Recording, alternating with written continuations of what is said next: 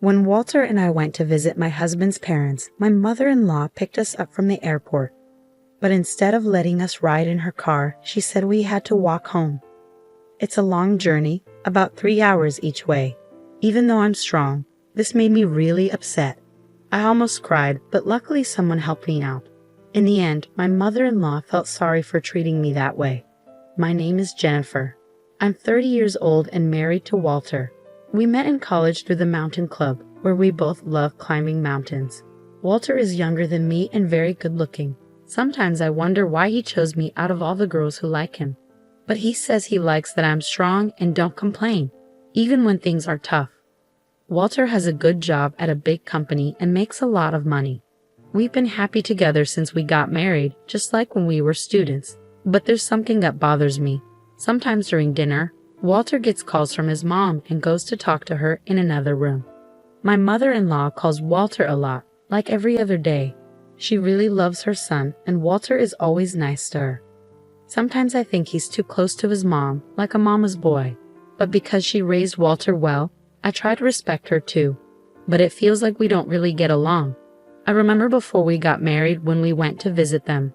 My mother-in-law didn't seem too happy when she found out I'm 2 years older than Walter and almost 30. She looked upset the whole time. But my father-in-law didn't mind.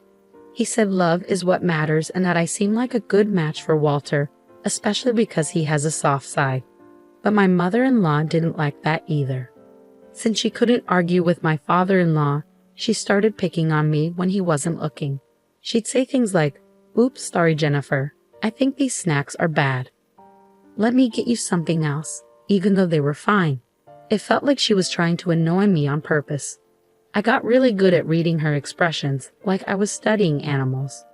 "It's okay, I'll just cut off the bad part and eat the rest," I said with a smile, showing that I wasn't bothered by the spoiled fruit. Being in the mountain club taught me to make the most of what you have, even if it's not perfect.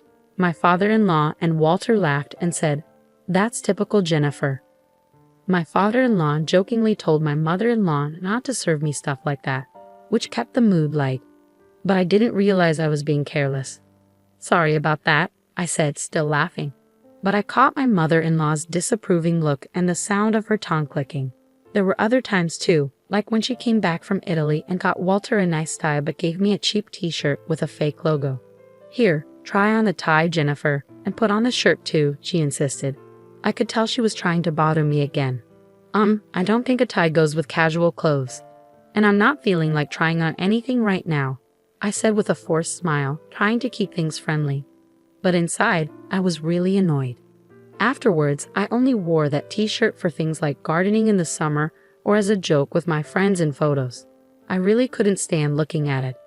These little annoyances were subtle, so only I noticed them for what they were. When I talked to Walter about it, he just brushed it off, saying, "Mom's a bit weird, just let it go."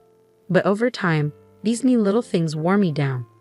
We live about an hour away from my in-laws, so it was easy to visit them if we wanted to, which made me feel even worse.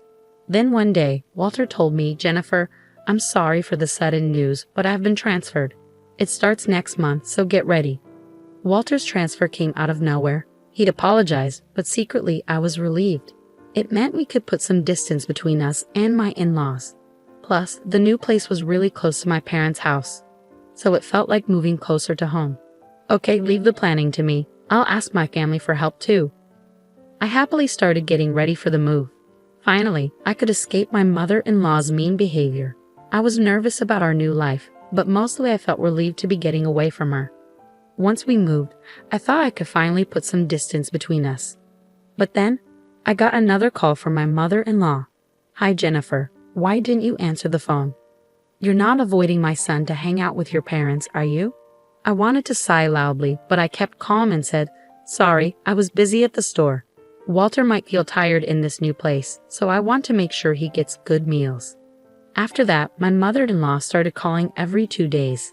Even though we saw each other less, we talked more. But most of the time, it was her making snide comments.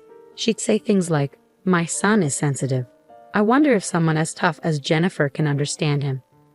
His high school girlfriend was so delicate, but now he seems to like different types." It was always things that made me feel uncomfortable.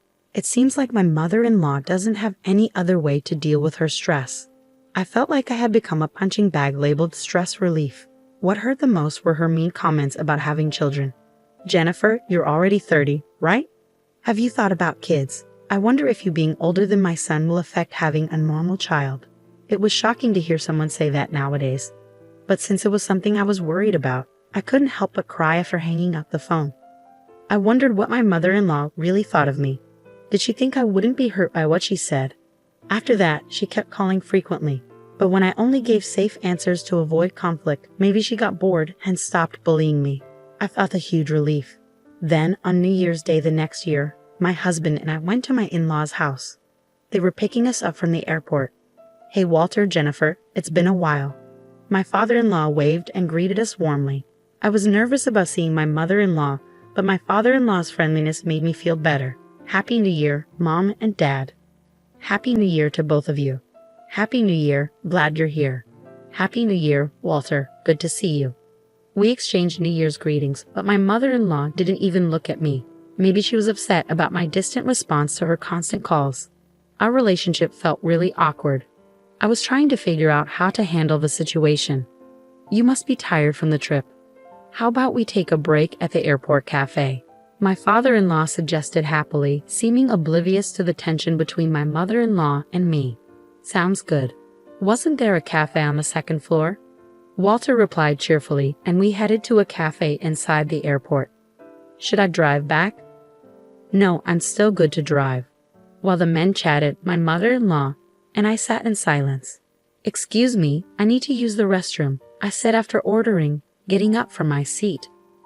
Oh, maybe I'll go too, my mother-in-law said, standing up to follow me. I had a sinking feeling as we approached the entrance to the women's restroom, with my mother-in-law trailing behind me. Suddenly she said, since you can't ride in the car, why don't you just walk back? Confused, I turned to her, and there it was again, that same expression. We're going back as a family of 3. You're just a stranger, aren't you? I couldn't believe what I was hearing. Walk back from here to my in-laws' house? How far was that? And to call her son's wife a stranger? I was frozen in shock as my mother-in-law kept hurling words at me. I've been nice enough to call you often, but unlike Walter, you always respond coldly. Living near your parents' house has made you arrogant. I don't even want to think of you as my daughter-in-law. You're just a stranger. Her voice was getting louder. I was shocked, but I didn't want to argue in public, so I meekly replied, yes, I understand. Feeling too upset to go back to where Walter and my father-in-law were, I made my way towards the airport exit, moving slowly. Even though my mother-in-law told me to walk back, this was an airport. There had to be taxis or buses. I could go as far as I could by public transport and then walk the rest of the way.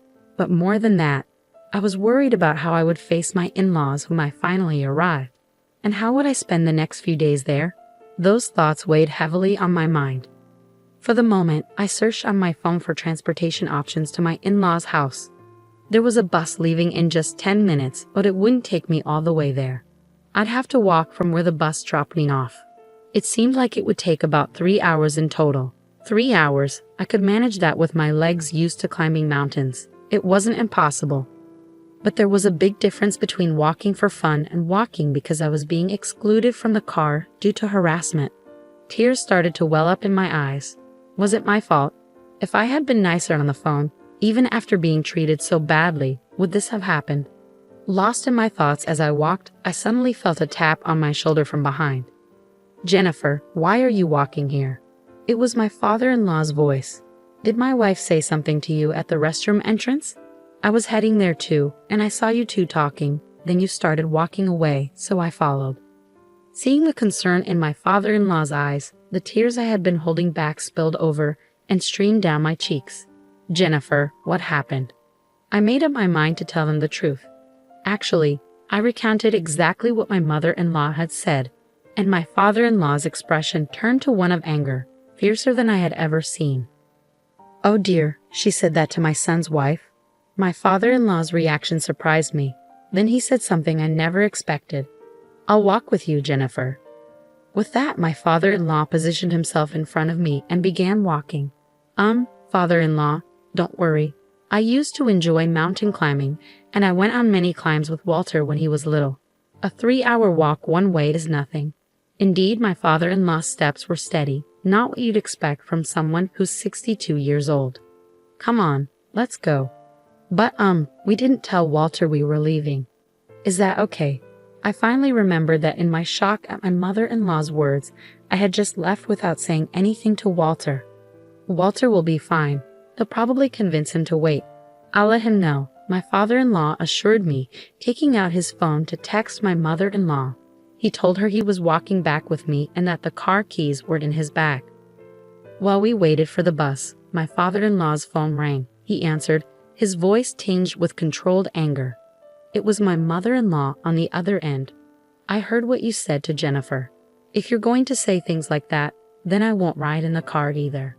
I could hear my mother-in-law's panicked voice shouting from the other end. That's not what happened.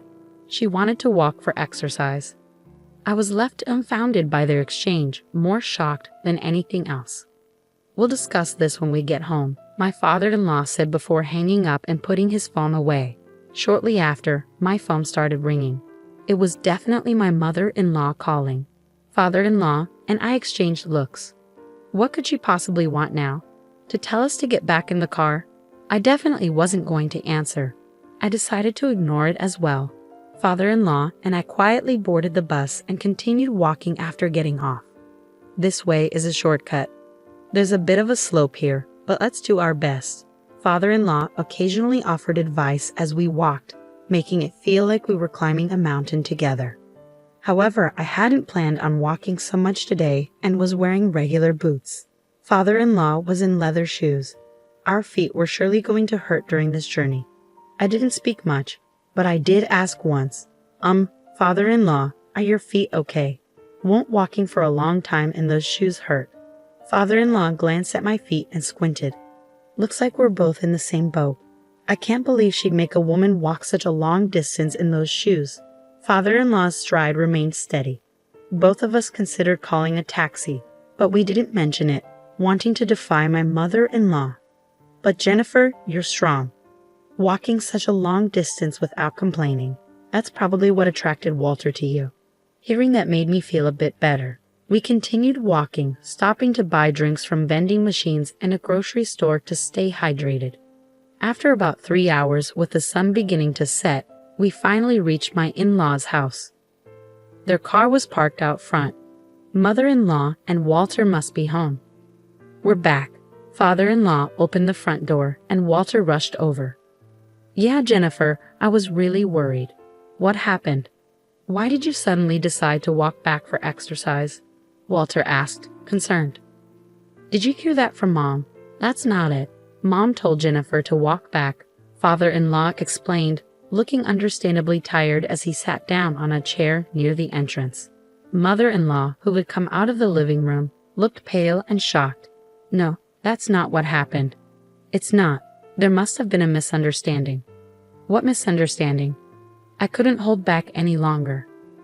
You said, since you can't ride in the car, why don't you walk back? Didn't you? That's what happened. I don't like lying. Thanks to that, it felt like my old mountain climbing club days. A 3-hour one-way walk was good exercise. Walter looked back at mother-in-law. He knew well that I wasn't the type to lie. The father-in-law, Walter, and I were all looking at my mother-in-law. She shouted, What? You trust this woman more than me. She's just a stranger to your family, right? You trust a stranger more than your own family. I wasn't allowed in the car because I'm a stranger. I whispered sadly, Mom, I can't believe you'd say that. Jennifer is important to my family. I wanted you to feel the same, Walter said, his hand shaking with anger. If you're going to treat Jennifer like this, I'm done with you, Mom. I won't answer your calls anymore. Don't contact Jennifer either. Walter held my hand and said, Let's leave. Walter, wait. Walter shut the door and without looking back, took my hand and we left. A year later. Hey Jennifer, Walter, come over here. The view is amazing. Walter, his father, and I were climbing a mountain together. 6 months later, Walter got a job transfer and we moved back to where we used to live. Since the incident at New Year's, Walter's dad decided to get divorced and moved near our place.